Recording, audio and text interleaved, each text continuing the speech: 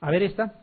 Paciente varón de 45 años, procedente de Lima, con cuadro histérico febril, en quien se sospecha enfermedad de Weil. Usted indicará los siguientes exámenes para confirmar su diagnóstico. A ver, ubiquémonos primero. Ya nos están dando el diagnóstico. Es una enfermedad de Weil, o sea, es una leptospirosis severa.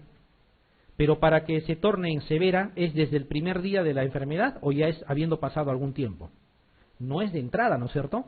O sea, no estamos en la primera semana, o estamos en la primera semana. Ya hemos pasado la primera semana, ¿ya? Ya hemos pasado la primera semana. Entonces, pasada la primera semana, ¿qué cosa vamos a pedir? Microaglutinaciones en sangre.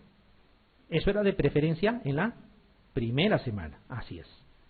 Dice ELISA de captura IgG, pero no nos dice dónde. ¿Ya? Asumimos de que sea en sangre, digamos. ¿Está bien? Porque ahí es donde se hacen los ELISAs. Pero dice IgG. O sea, si esta persona hubiera tenido hace 10 años leptospirosis, esa IgG saldría positivo. ¿No serviría de algo? No, no es cierto. ELISA IgM sí nos serviría, pero dice en orina. En orina no se toman los ELISAs, o sí se toma. Los ELISAs es en sangre. Microaglutinaciones en orina, ¿serviría o no? Sí sirve. ¿Y ELISA de captura IgM en sangre? Claro que sí. ¿Ya se puede pedir ELISA en sangre o no todavía? Claro, ya pasó la primera semana. El otro dice ELISA IgG en orina. En orina ya hemos dicho que no. Fíjense cómo, simplemente recordando en qué momento aparecen los anticuerpos, uno podría intuir que es la alternativa D, ¿no? Y justamente es la correcta. Microaglutinaciones en orina, ¿por qué? Porque ya pasó la fase leptospirémica. Estamos en la fase leptospiúrica. ELISA de captura IgM en sangre, ¿ya? Y hay anticuerpos. ¿Y por qué IgM? Porque yo quiero ver pues si es un cuadro agudo. ¿Para qué quiero el IgG que me puede traducir anticuerpos desde hace años? ¿Se ha entendido? Parece que no. Ahí vamos a ver. Espero que esta sí. El examen indicado para detectar el serovar ante un caso de leptospirosis es... ¿Quién sabe esta? Habían serovares, ¿no es cierto?, que se podía diagnosticar, ¿ya? O sea, habían ¿cuántos grupos de serovares habían? Más de 200 serovares habían, ¿ya? Entonces, durante el diagnóstico, al pedir el ELISA y al pedir las microaglutinaciones, nosotros podríamos diagnosticar el serovar. Digamos que no he estudiado el tema, vamos a razonarlo, o no lo quieren razonar. Ya, vamos a razonarlo. Estoy en el examen, se me presentó esta pregunta. No la puedo desperdiciar. Vamos a ver. Si me dicen serovar, ¿a quién se refiere? ¿Al enfermo que está con leptospira o a la bacteria que está ocasionando la enfermedad? Porque si eso no podemos diferenciar, olvídense, no van a razonar nada. Vuelvo a preguntarles. Si me dicen el serovar, ¿a quién creen que se refiere? ¿A la persona que está enferma? ¿O tendrá que ver con la bacteria?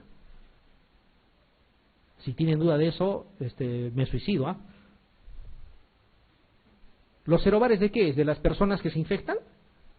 Se refiere a la bacteria, ¿no es cierto? Ya, si acaban de tomar su refrigerio, deberían responder con su voz aguardientosa, con fuerza, pues. Ya, a ver, vamos a intentar. Están de mala gana. Ya, miren. Entonces se refiere a la bacteria, ¿estamos de acuerdo? Porque el serovar es para clasificar las bacterias. Muy bien. ¿Qué pasa cuando yo digo ELISA de captura IgG?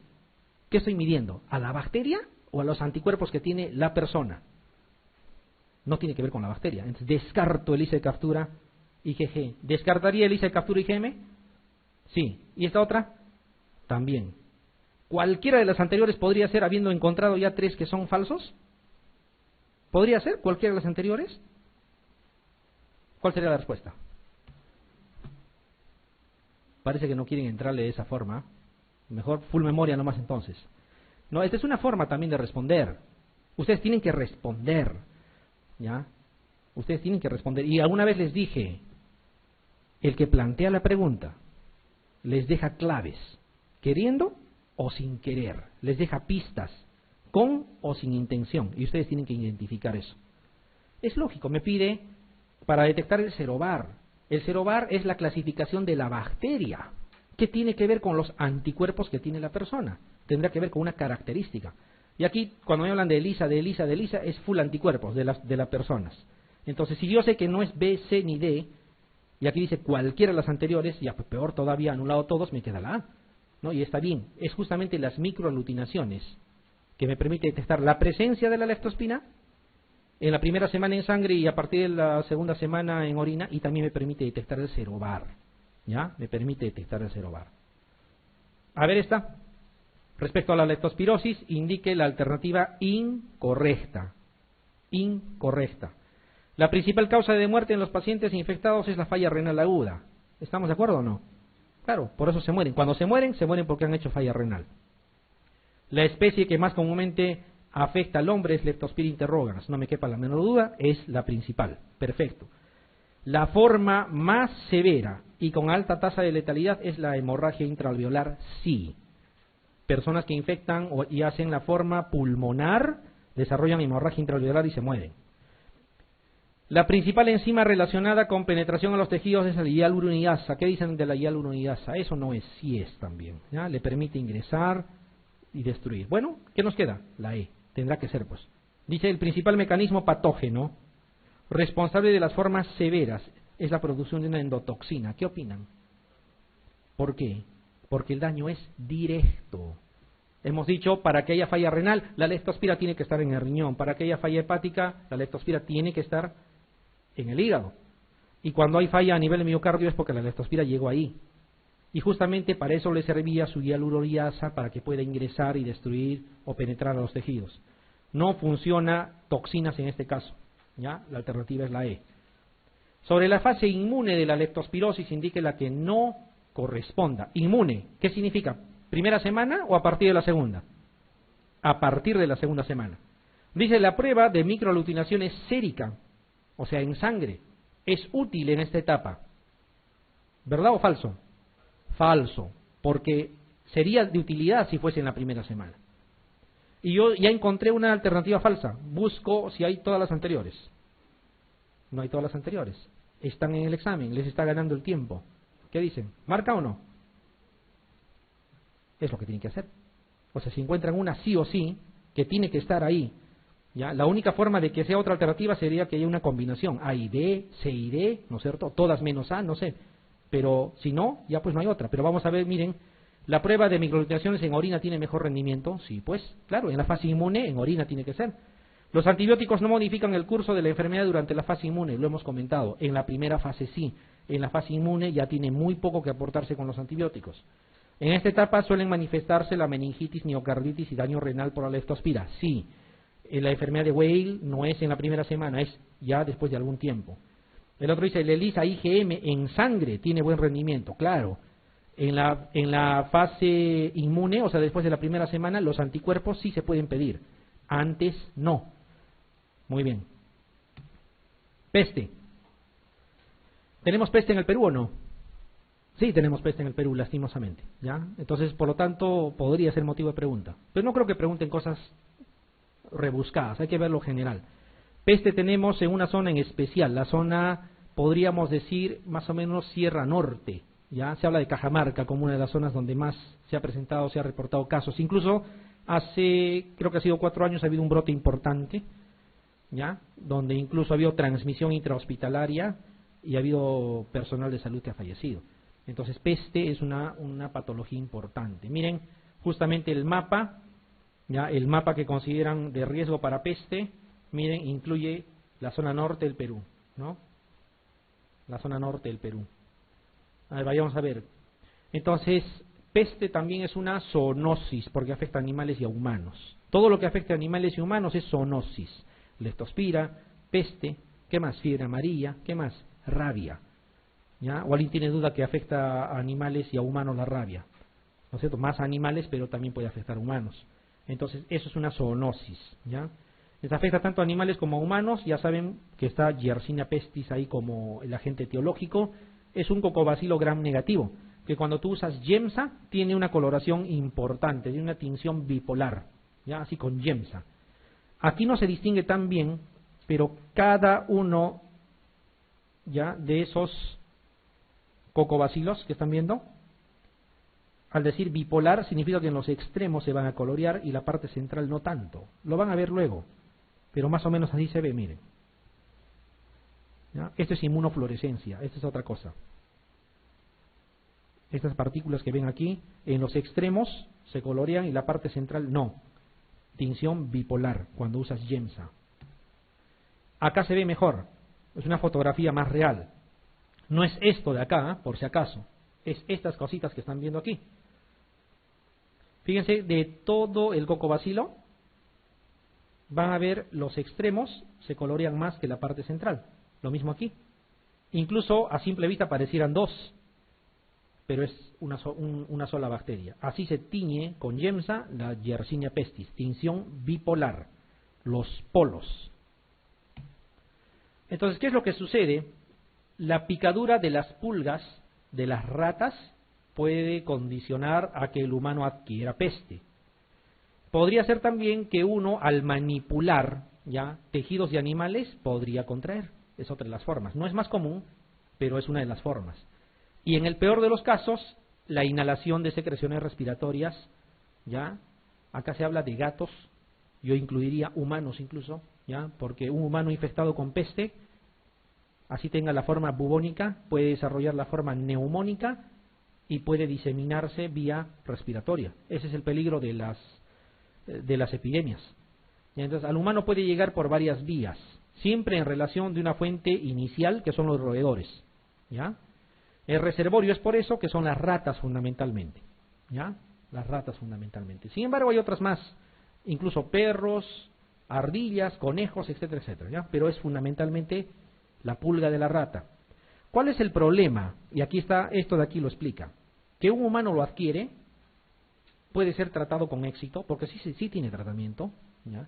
El problema es que este humano que adquiere y que inicialmente de repente hace la forma bubónica, o sea, adenopatías, y desarrolle, por nuestra mala suerte, la forma neumónica, o sea, que afecta vías respiratorias, puede esta persona, habiendo adquirido de una forma la peste, sin necesidad ya de la presencia de las pulgas, puede transmitir a otro humano, por vía respiratoria, por vía inhalatoria. Ya, ese es el gran problema. Y esto fue lo que sucedió, de eso que les he comentado hace unos cuantos años, cuando incluso personal de salud falleció. Era una epidemia de peste donde estaban tratando a personas infectadas, una de ellas habrá desarrollado la forma neumónica, no se protegió bien el personal, inhaló y terminó muriéndose. Hay un gran problema que desde ahora les comento. El fármaco de elección son aminoglucósidos, y ustedes saben que los aminoglucósidos no llegan a tejido pulmonar, no llegan bien al menos, ¿ya? Entonces, ese es un gran problema, el por qué la forma neumónica es severa, ¿ya? Muy bien, así más o menos va la cosa, así se transmite. Aquí no es la idea que ustedes estén memorizando cada factor de virulencia que tenga la Yersinia pestis, ni mucho menos cuánto pese, como nos están mostrando aquí, sino lo que quiero es que vean que son muchos factores de virulencia que tiene. Cada uno tiene funciones importantes dirigido a veces contra un tipo o estirpe celular del sistema inmune, que en conjunto hacen que sea una infección muy agresiva, ¿ya? Que sin tratamiento va a terminar mal. ¿Ya? Y con tratamiento a veces bien y a veces mal también. ¿Ya? Va a haber formas clínicas, estas que están acá. La forma bubónica, que es la forma más común, la más habitual, la que más frecuentemente se presenta. ¿En qué consiste? Va a haber lesiones, adenopatías, ¿ya? Adenopatías donde va a, digamos, concentrar esta bacteria, ¿ya? Va a asociarse a fiebre, a malestar, a postración, petequias, ¿ya? Es la forma bubónica, algunos incluso le llaman peste bubónica para generalizarlo.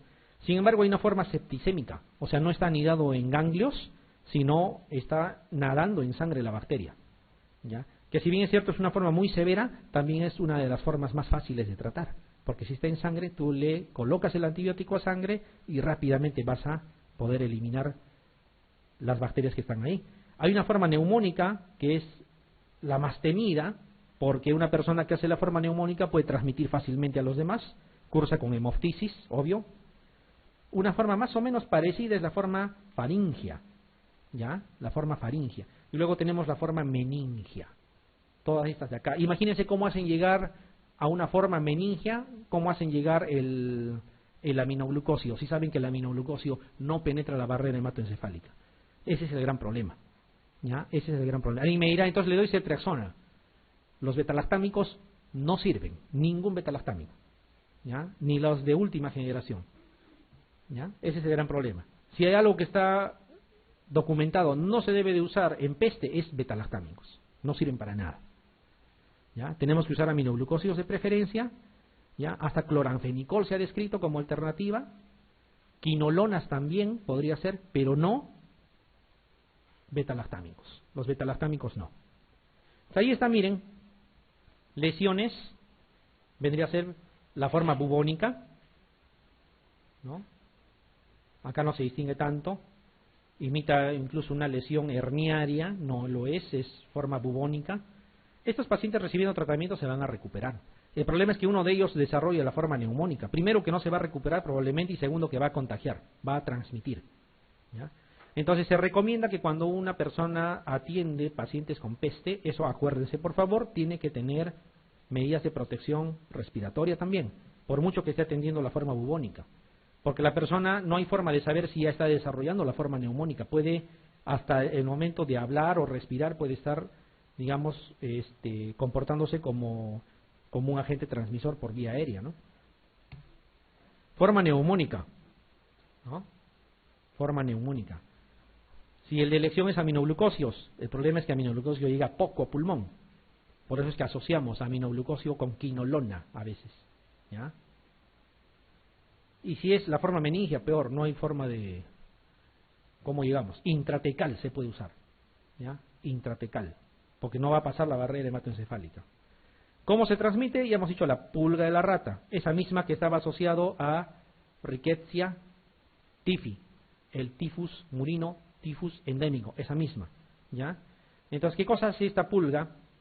Sobre todo en épocas de baja temperatura, ¿ya?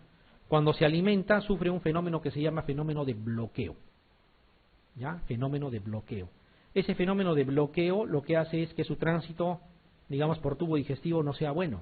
Entonces, ¿qué cosa hace esta pulga? Cuando empieza a picar, tiene que picar hasta que por rebosamiento pueda eliminar, digamos, o permeabilizar su tubo digestivo, ¿ya? La persona puede rematar todo con el rascado, así como lo que sucedía en Chagas, igualito, ¿ya? Y se inocula, ¿ya? Se inocula. Acá hay una situación interesante que hay que acordarse para el caso de peste. Por favor, acuérdense. Normalmente cuando hablan, por ejemplo, de ELISA y de Western blot, nos viene a la cabeza el hecho de que el ELISA es para un diagnóstico inicial y se confirma con el Western blot. ¿Estamos de acuerdo? Ya, eso es, por ejemplo, en el caso de VIH. En este caso, es una situación a la inversa. Cuidado, ¿ya? Cuidado. Fíjense, hay un diagnóstico presuntivo que te hacen pensar en el agente etiológico. Inmunofluorescencia indirecta, ¿no? Puede haber cultivo de muestras incluso, donde aparentemente podamos obtener la bacteria, aglutinaciones también, hay varios. Pero el de confirmación, ELISA, ¿ya? El de confirmación, ELISA, ¿ya? O sea, con un ELISA nosotros confirmamos, ese es el diagnóstico definitivo, el que nos va a dar el ELISA. Cuidado que les pongan Western blot por ahí, ¿no? Y uno podría pensar, Western blot siempre confirma el ELISA, no. Con un ELISA confirmamos el diagnóstico, en el caso de peste, porque va a detectar anticuerpos específicos que solamente están presentes cuando está infectado uno con Yersinia pestis, ¿ya? Podrían usar cultivo en algún momento, ¿ya? Pero se considera el gold estándar la serología, anticuerpos específicos. Tratamiento. Si no lo tratan, incluso en la forma bubónica, que es la forma más común, etcétera, tiene alta letalidad 50%. En la forma neumónica, 100%. ¿Ya? Hay que tratarlo. Elección, aminoglucósidos. Streptomicina es lo que más usamos, pero podría usarse genta también, ¿ya? Las dosis, siempre he dicho, para mí no es tan importante que se acuerden porque nunca les van a preguntar dosis, pero sí el fármaco. Y así como deben de acordarse que aminoglucósidos es la terapia de elección, lo que no se debe de usar son betalactámicos, ni penicilinas, ni cefalosporinas, si quieren carbapenens tampoco, ¿ya? Macrólidos, peor, ¿ya? Por ser bacteriostático. Hay alternativas, tetraciclinas, cloranfenicol se podría usar, ¿ya? Pero el de elección son aminoglucósidos, ¿ya? Ya entenderán, en la forma bubónica, éxito. En la forma pulmonar ya hay barrera, no llega tan bien el aminoglucósido al pulmón. En la forma septicémica no hay problema, porque si está en sangre yo administro en sangre y tengo éxito. Pero en meningia hay que administrar a veces en forma intratecal, o sea, directamente. Son formas de presentación clínica de la peste, dice excepto. ¿Cuál pensaríamos? Septicémica sí, bubónica también, la más común todavía, neumónica la más agresiva. Esta que dice neurológica estaría haciendo referencia cuando hay meningitis, ¿no es cierto? Pero hemorrágica ¿existe? No, ¿no es cierto? No es la forma. Ya hay que acordarse las formas. Pregunta de concepto nada más. La forma clínica más transmisible de peste asociada a la presentación en forma de epidemias. Mira, aquí, así no hubieran leído el tema, uno lo podría más o menos determinar. Es más, sea o no sea peste, ¿qué forma clínica podría ser más fácilmente transmisible? ¿Ya? ¿Cuál creen? La neumónica, ¿no es cierto? Porque por vía aérea se puede transmitir, ¿ya? Y en realidad es así. Esto serviría para cualquier patología, si tuvieran formas clínicas así, de esa forma. Una forma respiratoria es la que más se usa, ¿no? Más fácil de transmitir. Por eso es que incluso en bioterrorismo emplean eso. ¿Hay bioterrorismo con peste? Sí, sí hay. En bioterrorismo van a usar generalmente lo que se puede adquirir por vía inhalatoria. Por eso usan anthrax, por ejemplo. ¿Ya? Entonces la forma neumónica es la más transmisible. El problema es que son personas que están haciendo bubónica, septicémica, qué sé yo, y uno cree que solo se va a quedar ahí y pueden desarrollar ellos, a la vez de la bubónica, hacer la forma pulmonar y eso transmitir. ¿Cuál de los siguientes representa un método de diagnóstico confirmatorio de peste? Lo hemos comentado. Inmunofluorescencia indirecta, en el caso del VIH, por ejemplo, en nuestro medio, inmunofluorescencia indirecta puede reemplazar a Western blot. Perfecto. Cultivo de exudado de bubón, hemocultivo. Detección de anticuerpos séricos por ELISA y otro dice cultivo de lavado bronquioalveolar obtenido por broncofibroscopía. Uno pensaría que los cultivos podrían darnos el diagnóstico confirmatorio. El problema es que no son tan fácilmente cultivables. ¿Ya? La detección de anticuerpos por ELISA, hemos dicho, es la prueba confirmatoria y con eso deberíamos de tener un diagnóstico definitivo.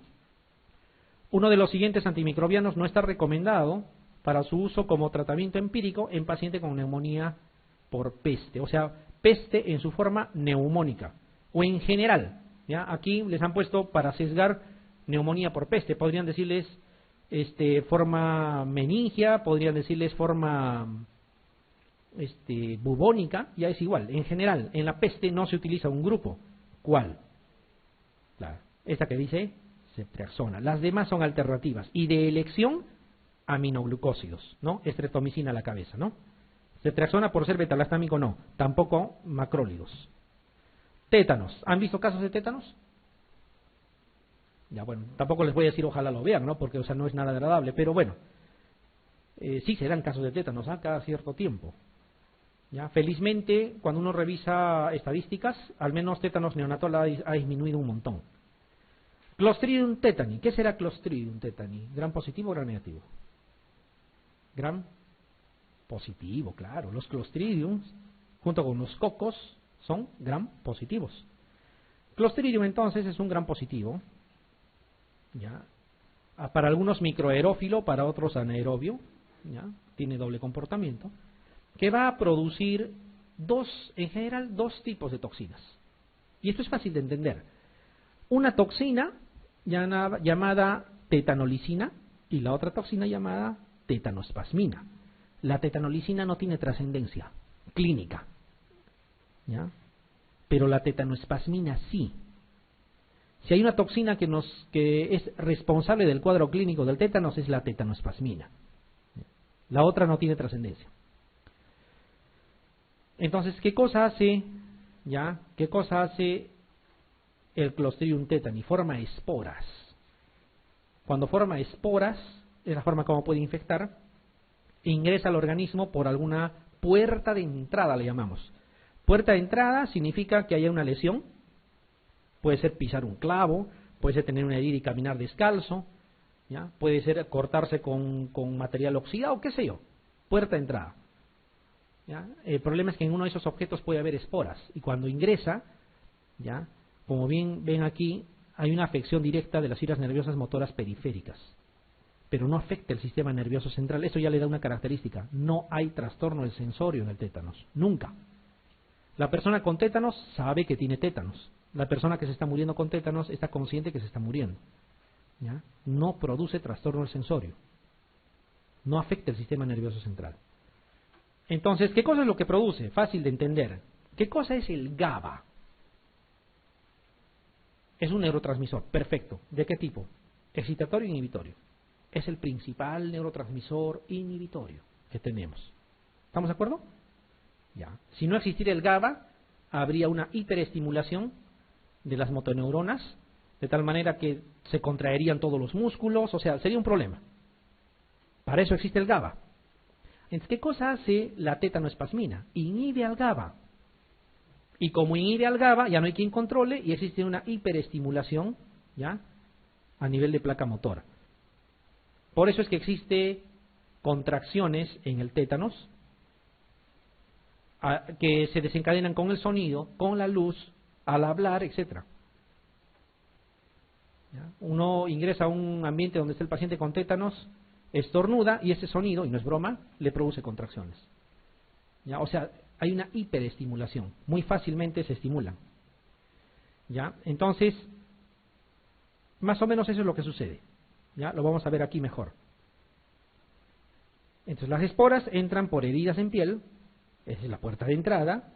Hay dos toxinas importantes: tetanolicina, que no tiene trascendencia, tetanoespasmina sí. Esa tetanoespasmina inhibe al GABA. Y al inhibir al GABA, se liberan todo lo que estaban controlados por el GABA. Y hay una desinhibición de motoneuronas. Eso produce un estado de hiperexcitabilidad a nivel justamente de las motoneuronas y se traduce en contracciones severas. Contracciones tan severas que a veces llega a fracturar huesos, solo las contracciones. ¿Ya? Son contracciones generalizadas. ¿El tétanos es de animales? Sí. Y también puede dar a humanos. Por lo tanto, también es una zoonosis. Miren, este animalito está sufriendo tétanos. ¿Ya? Se está contrayendo con tal fuerza sus músculos que tiende a arquearse, ¿no es cierto? Y esta representación gráfica no es broma. ¿Cómo se llama esta posición? Opistótonos. Se llega a apoyar en la parte occipital y los talones de los pies, el resto está arqueado. Tétanos. Ya así funciona el tétanos. Sin embargo, ¿tiene chances de curarse una persona? Sí. Hoy en día tenemos con qué. Pero no hay que esperar que llegue a este extremo. ¿Ya? El cuadro clínico, entre comillas, le decimos que es descendente. Empieza con odinodisfagia, ¿ya? Luego empieza dificultad para masticar, para la apertura bucal, y al final se contrae tanto los músculos de la masticación que prácticamente es imposible la apertura bucal. Eso se llama trismus, ¿no? Es el famoso trismus. Y se sigue contrayendo y pareciera que la persona se está riendo. Por eso le llaman risa sardónica, ¿no? Como si permanentemente estaría sonriendo, es porque se ha contraído tanto. Y luego sigue descendiendo, ¿ya? Entonces más o menos así va la cosa. Esta persona que está con opistótonos está consciente, porque no hay afectación del sistema nervioso central, ¿ya? Solamente es periférico. Y si en el adulto dan cierta cosa, ver a un neonato es peor. Ya miren, desde tiempos remotos, neonatos con contracciones de ese tipo. Miren esta foto, triste. Llega a fracturar costillas, llega a fracturar vértebras cuando se presenta el tétanos. O a ver, miren, está tan rígido que prácticamente como si fuera una maqueta se puede sostener al neonato. ¿Y cuándo sucede esto? Dos cosas para que no sucedan. Uno, de repente lo más importante, las mujeres en edad fértil deben de estar inmunizadas contra el tétanos, con sus 5 dosis, y asunto arreglado. Cuando esto sucede es porque quizá no hayan tenido la inmunización. Nos exigen cuánto como mínimo de dosis, 2 dosis como mínimo durante el embarazo. Si son las 5, mejor, ¿ya? Y lo otro es que todavía arraigado a creencias y a costumbres de nuestro medio, en partos domiciliarios rompen o cortan el cordón umbilical con tijeras contaminadas, y peor en algunas zonas con estructuras, ladrillos, por ejemplo, ¿ya? O sin ir muy lejos, partos institucionales, donde les colocan las famosas ombligueras en la casa a los niños. No se tienen la creencia de que si no le colocan la ombliguera, dice el ombligo se va a salir para afuera. Ya cosas así. Los fajan. Ese tipo de situaciones hace que por el cordón umbilical, por el muñón, pueda ingresar esporas, ¿ya? Si el material está contaminado, y produce el tétanos neonatal. ¿Ya? Entonces, esto es una iatrogenia, definitivamente. ¿Ya? Bien. En el caso del adulto es diferente. El adulto puede adquirirlo por sí mismo. Entonces, ya están viendo dos formas, una del adulto y una neonatal. ¿Cuántas formas de tétanos existen? 4. ¿Ya? 4. La del adulto le llaman el tétanos generalizado. Es el más común, es el que más vemos. ¿Ya? Tétanos generalizado. Hay otra forma que es el tétanos neonatal. Es la forma más severa, obvio. El más común, el tétanos del adulto o tétanos generalizado. El más severo, tétanos neonatal. ¿Qué más? Hay un tétanos llamado tétanos cefálico, que afecta única y exclusivamente pares craneales. ¿Ya? Hay afectación de pares craneales. A veces queda ahí, si se trata, o a veces evoluciona al tétanos generalizado. Y la cuarta forma es el tétanos localizado. Les repito, tétanos generalizado del adulto, tétanos neonatal, tétanos cefálico, que afecta solamente pares craneales, y tétanos localizado, que afecta únicamente el lugar de entrada. O sea, hay fasciculaciones, contracciones, pero en una zona delimitada del cuerpo. Es la menos severa y a la vez la más rara. Esta es la contracción, ¿no?, de los músculos de la masticación, ¿ya? Acompañado también de afectación de otros músculos que tienen que ver con pares craneales. Tétanos cefálico. A veces esto es un preámbulo para el tétanos generalizado. ¿Qué se debe de hacer? ¿Hay tratamiento? Sí. Primero hay que retirar la puerta de entrada. O sea, si hay una lesión visible y por ahí sospechamos que ha ingresado el tétanos, hay que debridar. Ya hay que retirar toda la zona donde pueda haber todavía esporas y que sigan ingresando. Ya hay que retirar. Hay que utilizar la inmunoglobulina antitetánica. O sea, hay que dar inmunización pasiva. ¿Ya? ¿Pasiva por qué? Porque le estamos regalando los anticuerpos. ¿Ya? Inmunoglobulina antitetánica. Inmunoglobulina antitetánica. Que no lo tenemos a libre disposición, ¿no? Viene con el nombre de Tetumán. ¿Ya? Este Tetumán en hospitales de salud sí hay. ¿Ya? Pero después es difícil encontrar. ¿Ya? Y también se da inmunización activa. Está recomendado utilizar una dosis de vacuna antitetánica. O sea, das la vacuna y la inmunoglobulina. Ambos. Inmunización pasiva y activa. Ambos. Hay que dar antibioterapia. Si ustedes revisan preguntas de hace algunos años, van a encontrar que dan como primera elección penicilina G, ¿ya?, para tratar tétanos. ¿Ya? Eso ha cambiado rotundamente. ¿Ya? ¿Por qué? Porque la penicilina inhibe al GABA también. Entonces le da una manito, ¿a quién? A la tetanospasmina del tétanos. Entonces no se usa penicilina, lo que se usa es metronidazol. ¿Por qué? Porque es un anaerobio. ¿Ya? Metronidazol. Pero no 500 cada 8, sino 500 cada 6. ¿Ya? De 7 a 10 días. En antibioterapia se usa eso. Penicilina no se usa, está contraindicado, porque ya se sabe lo que puede ocurrir. Y obviamente tiene que someterse a manejo intensivo de unidad de cuidados intensivos. Ventilador mecánico. Cuando intuban al paciente, ¿ya?, la intubación tiene que ser esperando o tiene que ser de inmediato, apenas llegó, aunque esté caminando. Tiene que ser inmediato, ¿por qué? Porque si ya hizo el trismus, no van a poder abrir eso ni palanqueando. ¿Ya? Tiene que ser apenas llegando, lo sedan al paciente, lo intuban.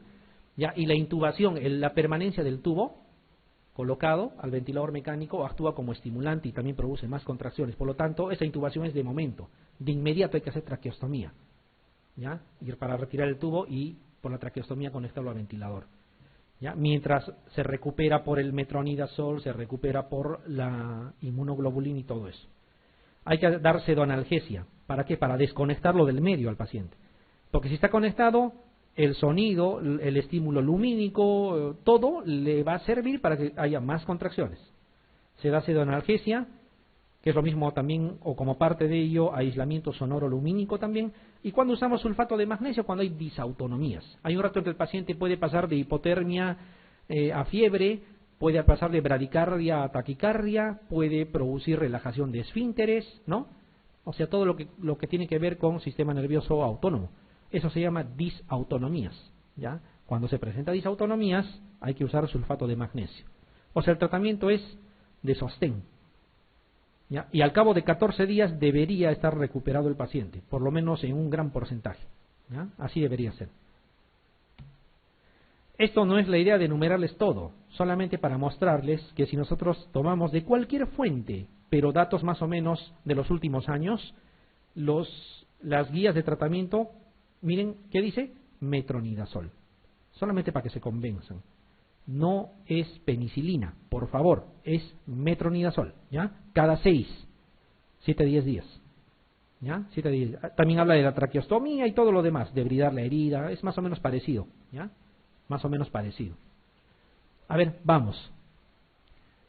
Pregunta interesante. ¿Cuál de las siguientes características clínicas muestra mayor sensibilidad para sospechar en tétanos neonatal? No lo hemos dicho, pero ustedes podrían razonar. ¿Podría haber opistótonos en tétanos neonatal? Claro que sí. Rigidez de nuca también. Disautonomías en algún momento también podría darse. Trismus también. Incapacidad para la succión y llanto también, lógico. Si está con trismus no va a poder succionar. Pero ¿cuál de ellas tendría más sensibilidad para sospechar a tiempo? Porque dice sensibilidad. Tétanos. ¿Qué significa sensibilidad? Que yo pueda darme cuenta a tiempo. Específico sería, si ya tiene todo esto, obvio, pues cualquiera se da cuenta. Demasiado específico. Sensibilidad. ¿Cuál creen que podría alertarnos y decir, no esperemos de que haga opistótonos, no esperemos que haga todo lo demás? Esto puede ser tétanos y hay que tratarlo. La incapacidad para la succión y llanto. Cuidado, es un dato importante en un neonato. ¿Ya? Es un dato importante. Un neonato que haya estado succionando normalmente y que tenga llanto normal, ¿ya? Al inicio, y que posteriormente empieza con dificultad para la succión y para el llanto, hay que pensar en que sea tétanos neonatal. Si lo captas en esa situación, podrías hacer algo por ese neonato, pero si ya lo traen rígido, ya es difícil, ¿ya? Por eso es que cuando uno mira los documentos de vigilancia epidemiológica que tenemos en el Perú, te dicen caso probable de tétanos neonatal. Es un neonato, ¿no?, que haya tenido antecedente de succión y de llanto normales, ¿ya? Hasta más o menos pasadas las 48 horas. ¿Por qué hasta las 48 horas? ¿En qué momento se ha infectado? ¿Intraútero o después, o en el momento del parto? Es en el momento del parto, ¿no?, al manipular el cordón. El periodo de incubación mínimo, ¿ya?, del tétanos más o menos es ese tiempo, hasta pasada 48 horas. Para algunos puede ser pues 72 exacto en todo caso, ¿ya? Pero si viene el primer día nada más y ya está así, probablemente sea otra cosa, ¿ya? Probablemente sea otra cosa. Entonces basta que venga con ese antecedente que pensar en tétanos neonatal y hay que iniciar tratamiento. Cuando ya tiene el cuadro florido, ya no tiene mucho sentido. Ya no sería sensible, sino específico. Es aquí la alternativa D. Y justamente aquí hay otra pregunta